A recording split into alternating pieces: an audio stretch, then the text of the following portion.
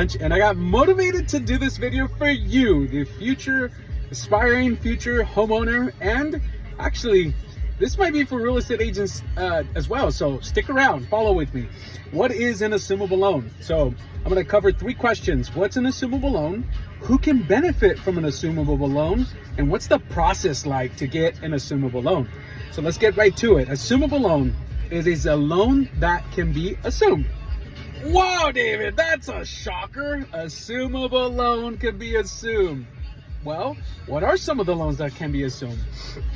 FHA is going to be the most popular one that's assumable. VA loans and USDA loans. Conventional loans cannot be assumable. Now, who can benefit from an assumable loan? Okay, so I'll take a step back. Let me dig deeper into what's an assumable loan. If I have an FHA loan from 2020, right, my mortgage interest rate here in Arizona, and this is for hypothetical situations, just to give you an illustration, an example of what's assumable and what's the process, and just what's an assumable loan. I have an FHA loan from 2020. I bought my house, first-time home buyer. My interest rate on that is 3.5%, 4.5%. Doesn't matter what the rate is, as long as it's advantageous to you, okay, in comparison to what rates are today. So, and now you need to upgrade. Your family is growing, and you need to buy another house. So what do? You're gonna go list your home for sale. Now, wait, where's this assumable thing come in? Okay, so for the purpose of this example, let's say you bought the house $200,000.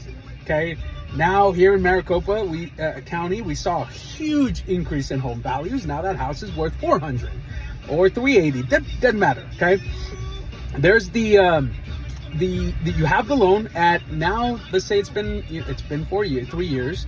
It's $198,197, whatever the number is. You can sell that loan in assumable, where a buyer that has the difference. This is very, very important, because I still haven't found a lender that would do a second on that mortgage. And I'm looking for more investors, but here's the deal.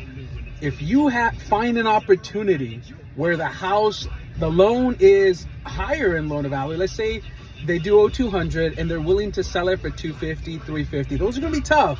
But as we go higher in the year, in 2020, 2021, we're going to come across situations where the home they purchased was $300,000, was $350,000, and now they're trying to, come up with $80,000 in equity. Obviously, they're going to pay fees on that, so the net might be less. So you can come in and say, hey, seller, I'm willing to assume your loan. I have, the extra difference, whatever that ends up being. It could be 50, it could be 100,000, it could be 200,000, to be very honest with you.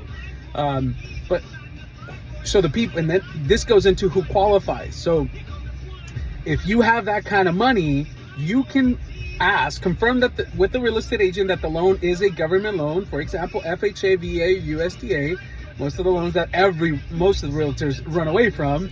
Might be the most crucial to take advantage of this situation. So how this works is, if you are in a situation where you have the difference, you saw a property listed for sale and the home's in FHA, it's $400,000, they owe, the loan balance is $300,000, and you can come up with the difference, and this goes into the third, that servicer, whoever's servicing that loan, will then need to pre-approve you. So do you have the credit? Do you have the income? Do you have the assets required to close on that transaction?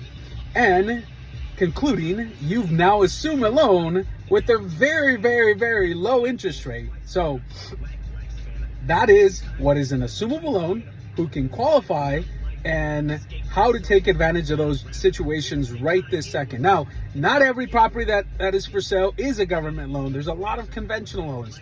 So unfortunately, it's going to be a little digging on the realtor side to confirm what's the type of loan, and having a conversation with the seller or seller agent to confirm that they're willing to consider or entertain that assumption